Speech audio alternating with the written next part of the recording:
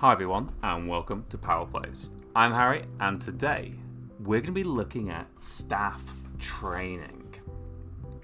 Now, staff training is something which I've been asked about a lot. Do I need to min-max? Is it like campus? Is it like hospital? What do I need to do? So I'm here to tell you everything you need to know about training and staff. Make sure you subscribe to the channel. I've got so many tips and tricks, walkthrough videos, the lot, everything museum related. And if there isn't something that you want there, drop me a note in the comments and I will definitely look into it. So let's get going. Staff. All right, first, let's have a look at training. Now, number one, the way that training works this time is that there are 5 skill slots.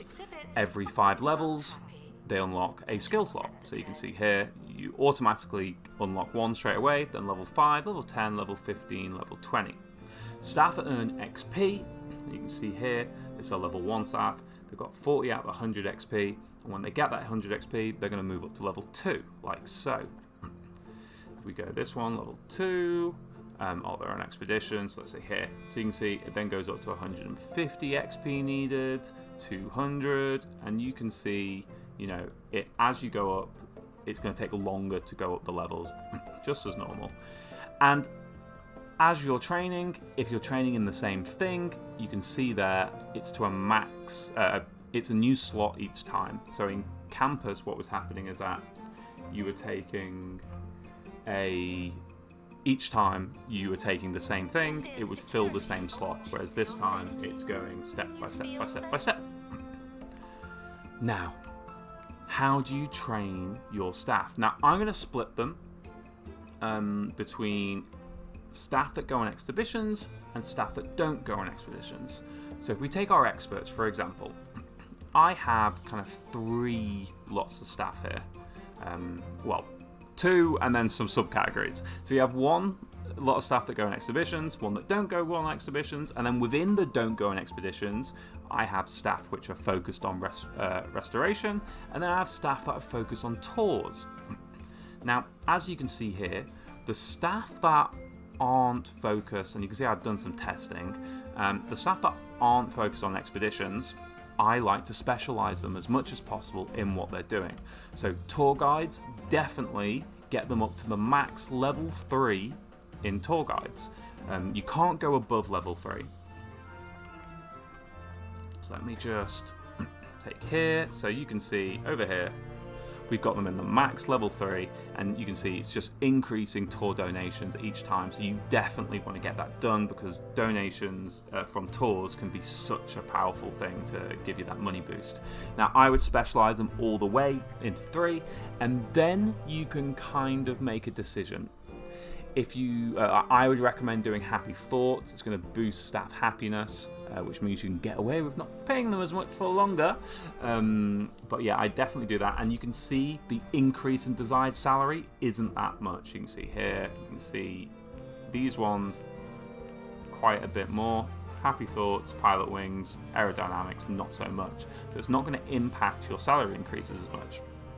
Now, I would recommend doing happy thought, one of 3 basically. Happy thoughts, analysis, or aerodynamics. Analysis is going to mean that they can work in the analysis room. However, the quicker they're in the analysis room, the less time they spend in it, obviously. It means that your analysis goes quicker, but they earn less XP, because they earn XP as long as they're in the room. It's just one to keep an eye out of.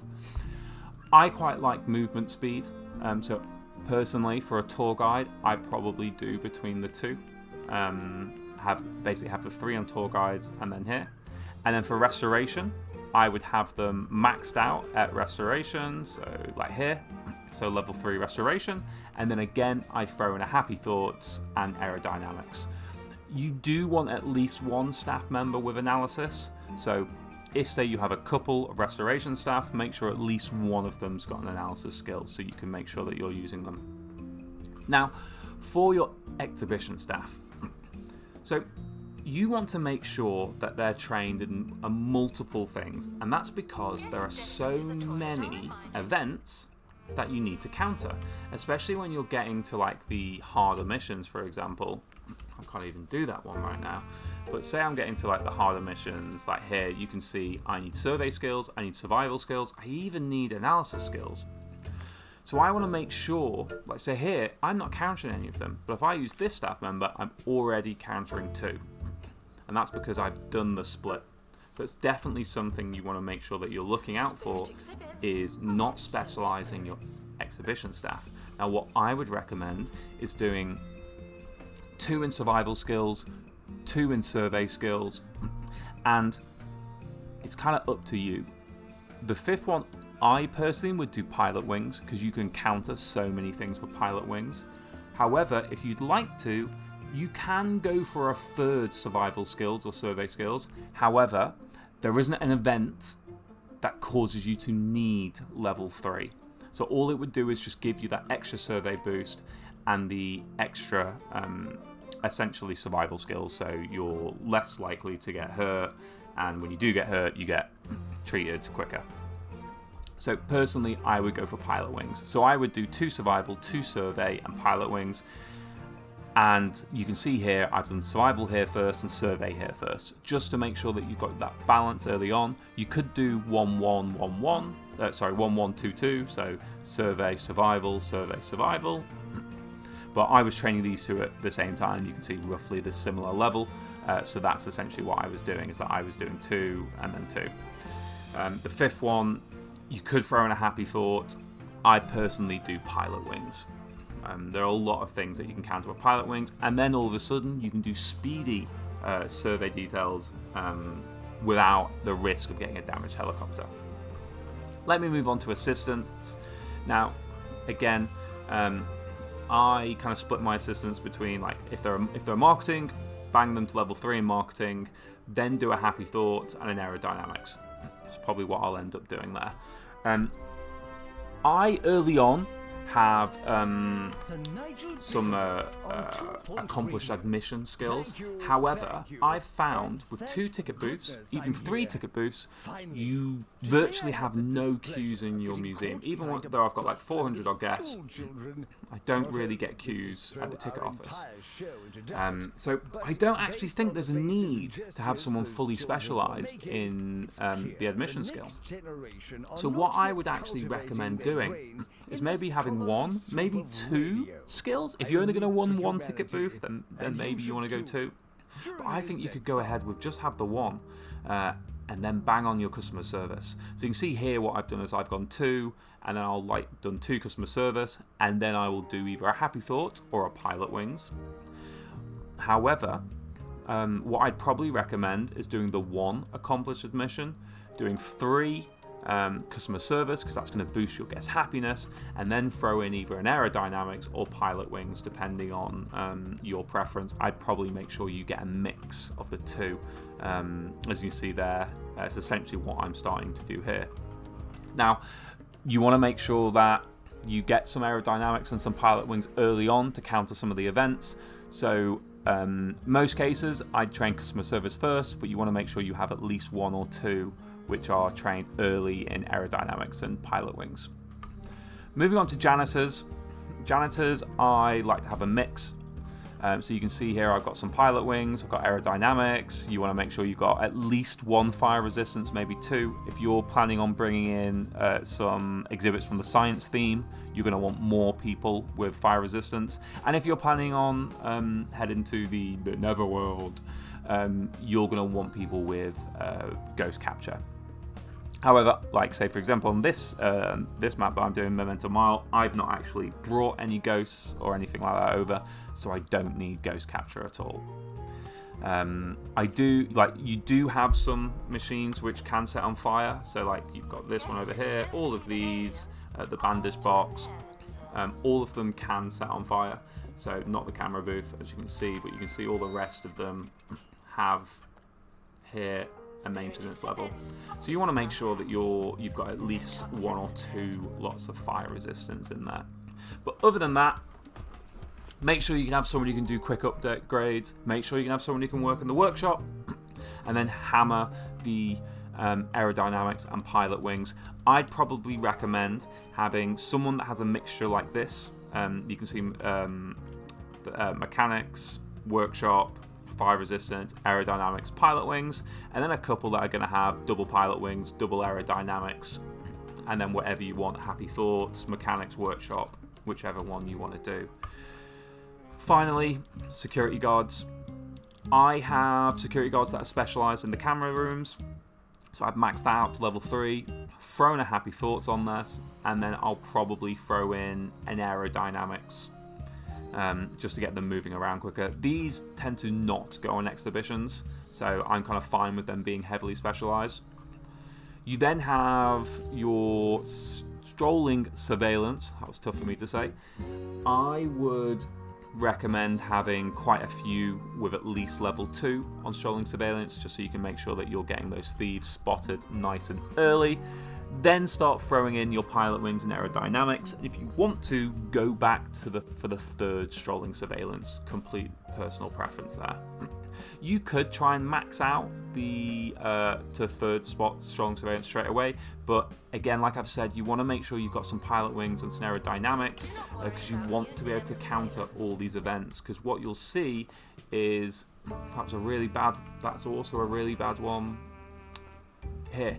You often have to have an assistant, or I have to have an assistant and a janitor. So I want to make sure that I've got, so you can see my pilot wings there, which are countering some of these events. And you see there, because I've got a nice mix, I've got my 2 levels in restoration, so I can bring them on.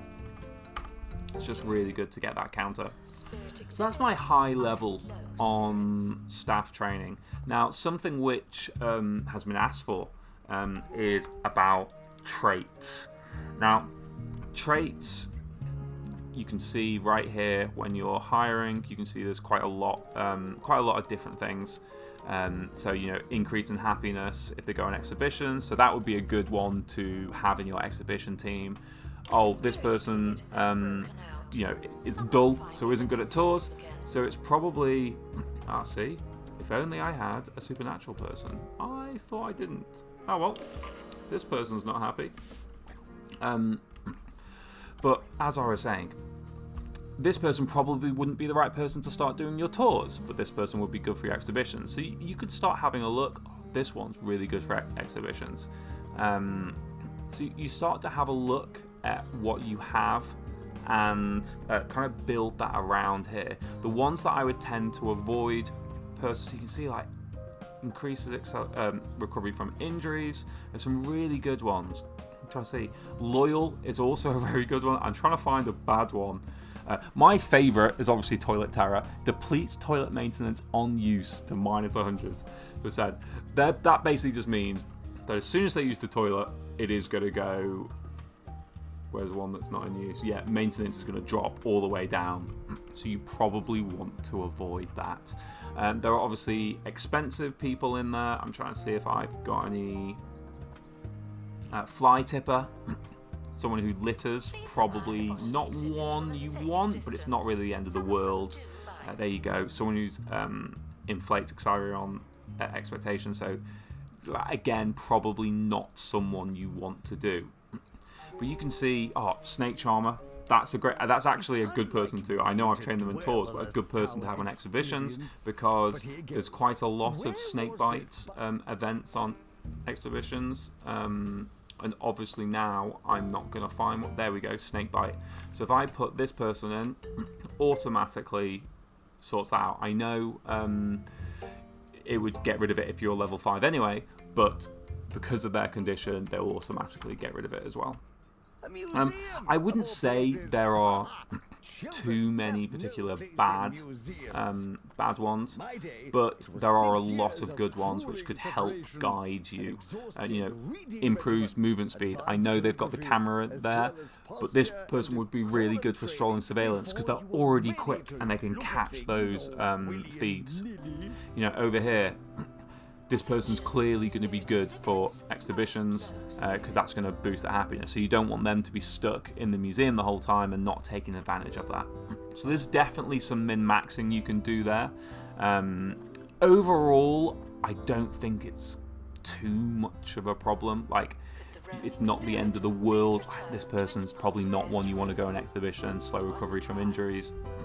I don't think it's going to make or break your game. but it's definitely something which you should just take into account. Now, I don't take it into account that much when I'm doing walkthrough videos, just because I've not got the time to wait. Otherwise, the videos are going to be hours and hours long, but I've not got the right time to wait for people to come in. That's why some of these staff aren't perfect, but it's definitely something that you should keep an eye out for. Yeah. So overall, split your staff in between people who go on exhibitions and people who don't go on exhibitions. Specialize the people that don't go. The people that do go on exhibitions, make sure you've got a nice kind of variation so you can make sure you're combating all the events. Do have a look out on traits so you kind of know where you think certain staff can go, because that can really help with like boost the staff's ability in there, but it's not the end of the world if you don't. If you found this useful, do make sure you subscribe to the channel.